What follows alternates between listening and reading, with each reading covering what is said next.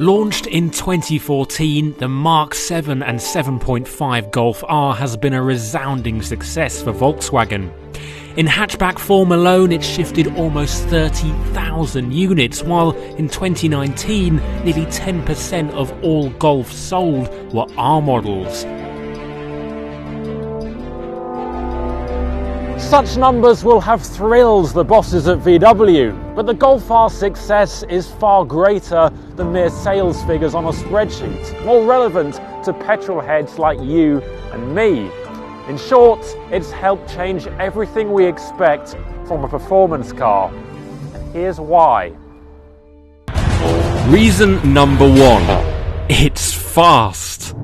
The Golf R may have undergone a detune on later models, but it's still putting out a beefy 296 brake horsepower and 295 pounds-foot of torque. That's enough for 0 to 62 miles an hour in 4.6 seconds and a limited top speed of 155 miles an hour.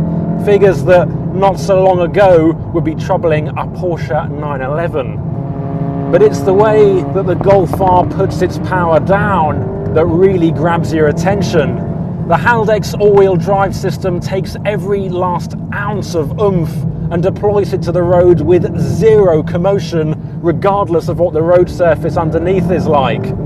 In the real world, there's not that much that's quicker than a Golf R. It's not overly clinical, however. I say that because there's a commonly held belief that because of the Golf R's crushing competence, some people think it's not that fun or engaging to drive quickly. Yes, it's not as raw as a front-wheel drive Civic Type R or Megane RS, but even after just a few minutes behind the wheel, you start to appreciate that there's a real cohesion to the whole package. The steering is positive and direct, the chassis with the optional adaptive dampers is pliant, and the all-wheel drive system allows a friendly and adjustable balance through corners. It's just such a satisfying car to drive quickly, and one that can keep up with far more expensive rivals. Which brings us on to the second reason. The Golf R was surprisingly good value. Okay, they weren't cheap in the conventional sense. You can easily blow over £40,000 on one, but if you knew where to look, you could put a brand new Golf R on your driveway for less than £200 a month. All thanks to some very convenient timing. See, the Golf R was launched at exactly the same time as a boom in the contract tyre market. Post-recession, it was a win-win for both borrowers and lenders thanks to the minimal risks involved for each party. The upshot was that there were some truly outrageous deals going on brand new Golf Rs. You could genuinely run one for less than the average bank loan repayments on a VW Polo. The contract hire and PCP markets are still going strong and allow customers to get behind the wheel of cars that they could never normally afford. Looking back, the Golf R was one of the first and most significant examples of this, changing the way we bought performance cars forever. But what if you wanted even more from your hot hatch? What if you wanted an extra 70 brake horsepower, say?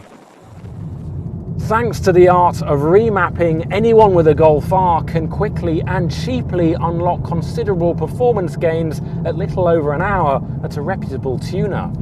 Of course, you could do this with any car really, but the Golf R's 2-litre TSI petrol engine was especially exploitable.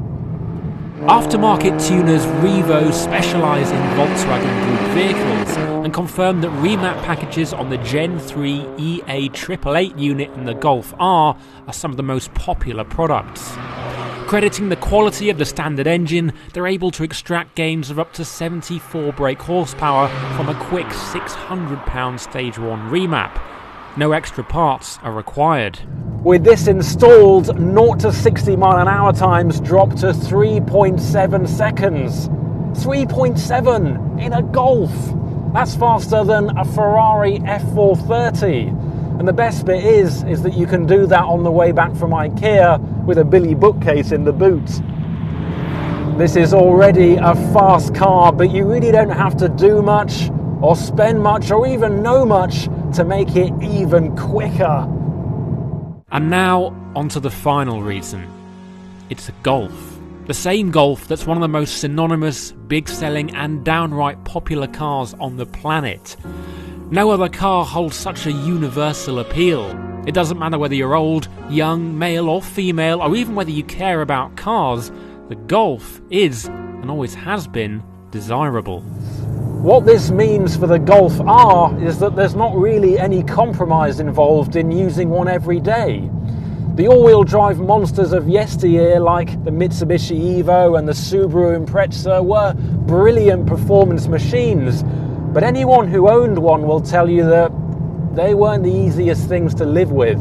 Poor fuel economy, outdated infotainment, a rock-hard ride, massive turbo lag, all of which were common issues and meant that you had to make sacrifices in order to own one. The Golf, on the other hand, doesn't ask you to sacrifice anything. It's got a comfortable ride, the infotainment system's great, there's dealers everywhere, and I'm getting nearly 40 miles per gallon.